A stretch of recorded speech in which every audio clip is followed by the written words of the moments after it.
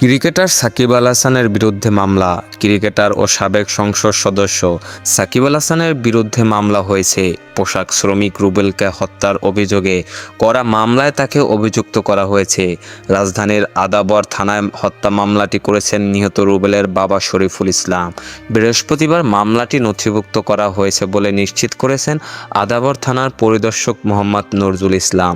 মামলার এজাহার নামীয় আসামি করা হয়েছে শেখ হাসিনা, ওবায়দুল কাদের সহ 156 জনকে।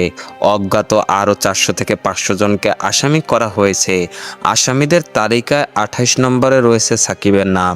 মামলার এজাহারে বাদী অভিযোগ করেছেন, গত 5 আগস্ট রুবেল আদাবরের রিং রোডে প্রতিবাদী মিছিলে অংশ নেন। এ সময় আসামিদের প্রত্যক্ষ ও পরোক্ষ নির্দেশ, প্ররোচনা, সাহায্য সহযোগিতা ও প্রত্যক্ষ মতকে মিছিলে গুলি ছোড়া হয়। এতে বুকে ও পেটে গুলিবিদ্ধ হন রুবেল। হাসপাতালে চিকিৎসাধীন অবস্থায় 7 আগস্ট মারা যান তিনি। মামলায় আসামির তালিকায় দল হিসেবে বাংলাদেশ আওয়ামী লীগ, বাংলাদেশ ছাত্রলীগ, বাংলাদেশ যুবলীগ, বাংলাদেশ স্বেচ্ছাসেবক লীগ, বাংলাদেশ শ্রমিক লীগ, বাংলাদেশ তাঁতি লীগ, বাংলাদেশ কৃষক লীগ, বাংলাদেশ মৎস্যজীবী লীগেরও নাম রয়েছে।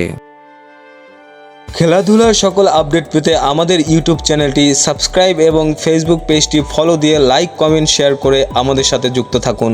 ধন্যবাদ।